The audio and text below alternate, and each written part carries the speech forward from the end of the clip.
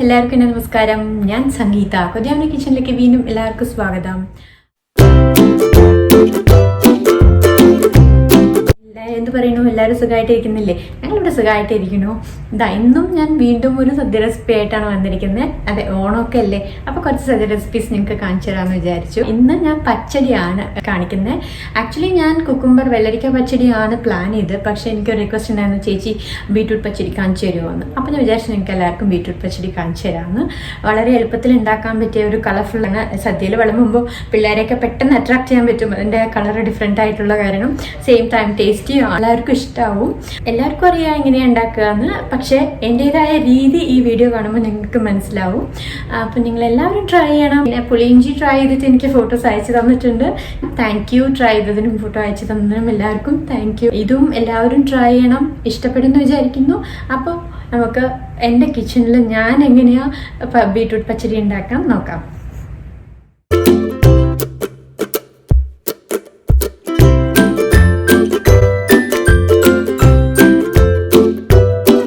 അപ്പോൾ ബീട്രൂട്ട് പച്ചടിക്ക് നമുക്ക് ആവശ്യമുള്ള സാധനങ്ങൾ: 1 കപ്പ് ബീട്രൂട്ട് നല്ലോണം ചിരകി എടുക്കുക, ഗ്രേറ്റഡ് ബീട്രൂട്ട് എടുക്കുക, ഇല്ലെങ്കിൽ ഫുഡ് പ്രോസസ്സറിലിട്ട് വളരെ ചെറുതായിട്ട് ചോപ്പ് ചെയ്തെടുത്താലും. ഒരു 1 കപ്പ് തേങ്ങ ചിരകിയതെടുക്കുക, 1 കപ്പ് നല്ല തിക്ക് പുളിച്ച തൈര് വേണം, പുളിച്ച തൈര് എടുക്കുക, ഒന്ന് വിസ്ക് ചെയ്ത് കൊടുക്കുക, ഫോക്ക് എടുത്തിട്ട് നല്ലോണം അടിച്ചെടുക്കുക. നല്ല കട്ടിയുള്ള തൈരായിരിക്കും നല്ലത്. പിന്നെ നമുക്ക് വേണ്ടത്, ഈ തേങ്ങയുടെ കൂട്ട് ഇട്ട് അരയ്ക്കാൻ നമുക്ക് ഇഞ്ചി ചതച്ചെടുക്കുക, 1 ടീസ്പൂൺ ഇഞ്ചി എടുക്കുക, 2 പച്ചമുളക് എടുക്കുക. പച്ചമുളകൊക്കെ അവനവൻ്റെ എരിവിൻ്റെ അനുസരിച്ച് എടുക്കുക. ഇതിപ്പോൾ ഞാൻ 2 എടുത്തിട്ടുണ്ട്. പിന്നെ നമുക്ക് 1/4 ടീസ്പൂൺ കടുക് എടുക്കുക. ഇത് അരച്ചെടുക്കാനാണ്. പിന്നെ നമുക്ക് വറുത്ത് കൊട്ടാൻ 1 ടീസ്പൂൺ കടുകും 3-4 വറമുളകും കുറച്ച് കരുവേപ്പിലയും വേണം, വെളിച്ചെണ്ണ വേണം, ഉപ്പ് വേണം. അപ്പൊ ഇതെങ്ങനെ ഉണ്ടാക്കാൻ നമുക്ക് നോക്കാം. അപ്പൊ പാത്രത്തിൽ 1 കപ്പ് ബീട്രൂട്ട് നമുക്ക് ഇട്ടെടുക്കാം.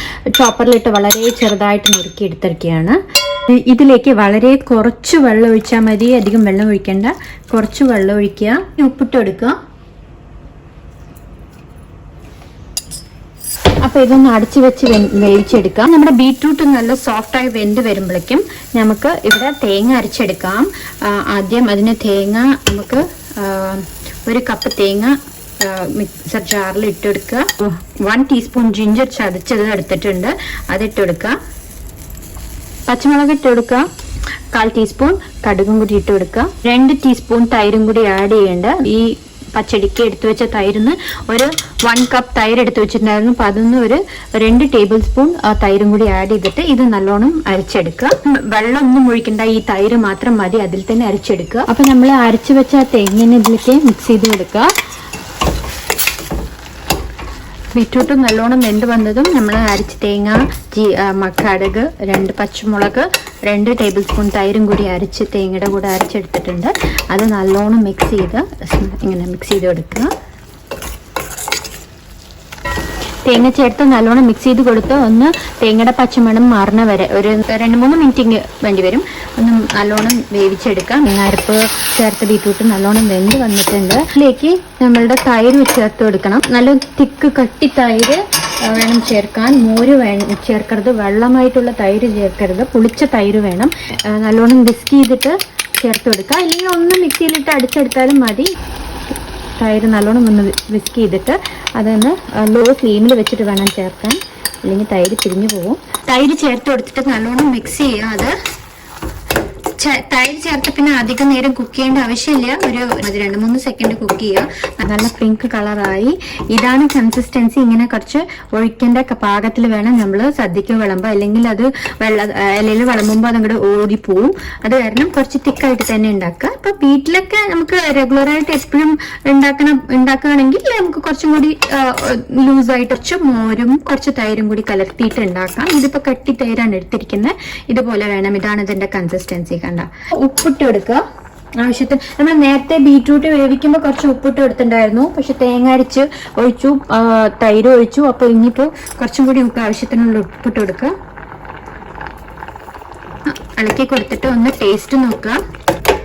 ഉപ്പും എരിവൊക്കെ മതിയോ നോക്കുക, ഇല്ലെങ്കിൽ നിങ്ങളുടെ ടേസ്റ്റ് അനുസരണം ഉപ്പ് അഡ്ജസ്റ്റ് ചെയ്യുക. എനിക്ക് ഒരു നൂല് പഞ്ചസാരയും കൂടി ഇട്ട് കൊടുക്കും. പഞ്ചസാര ഇടണം ഒരു നിർബന്ധമില്ല, ഇറ്റ്സ് പ്യുവർലി ഓപ്ഷണൽ ആണ്.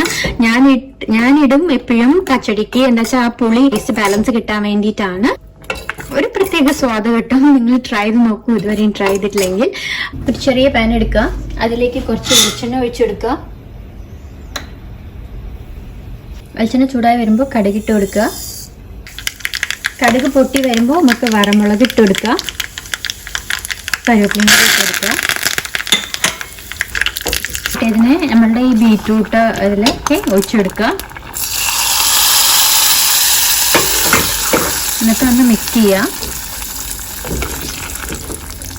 പച്ചടി റെഡി ആയിട്ടുണ്ട്. ഒരു 5 മിനിറ്റ് മൂടി വെച്ചിട്ട് സർവിംഗ് ഡിഷിലേക്ക് മാറ്റിയിട്ട് നമുക്ക് വിളമ്പാം. നമ്മുടെ ബീറ്റ്റൂട്ട് പച്ചടി ഉണ്ടാക്കിയത് റെഡി ആയിട്ടുണ്ട്. ഞാൻ സർവിംഗ് ഡിഷിലേക്ക് മാറ്റി, കാണാൻ നല്ല ഭംഗിയുണ്ട്. ഇത് കുറേ ആൾക്കാർ മുമ്പ് തന്നെ ട്രൈ ചെയ്തിട്ടുണ്ട് കേട്ടോ. കൊതിയാവുന്ന സൈറ്റ് നോക്കി നല്ല ഫീഡ്ബാക്കാണ് തന്നിരിക്കുന്നത്. അപ്പം നിങ്ങളും എല്ലാവരും ട്രൈ ചെയ്യുക, നിങ്ങൾക്ക് എല്ലാവർക്കും ഇഷ്ടപ്പെടും. ട്രൈ ചെയ്തിട്ട് നിങ്ങളുടെ വിലയേറിയ അഭിപ്രായങ്ങളും നിർദ്ദേശങ്ങളും പറയാൻ മറക്കരുത്. ഞാൻ എപ്പോഴും പറയണ പോലെ ഇഷ്ടപ്പെടുകയാണെങ്കിൽ ലൈക്ക് ചെയ്യാനും നിങ്ങളുടെ ഫ്രണ്ട്സ് ഫാമിലിയുടെ കൂടെ ഷെയർ ചെയ്യാനും, ഇതുവരെ സബ്സ്ക്രൈബ് ചെയ്തില്ലെങ്കിൽ സബ്സ്ക്രൈബ് ചെയ്യാനും മറക്കരുത്. അപ്പം അടുത്തൊരു നല്ല റെസിപ്പിയായി കാണുന്നവരെ this is Sangeetha signing off. എല്ലാവരും സൂക്ഷിച്ചിരിക്കൂ. Take care. ബൈ. നന്ദി, നമസ്കാരം.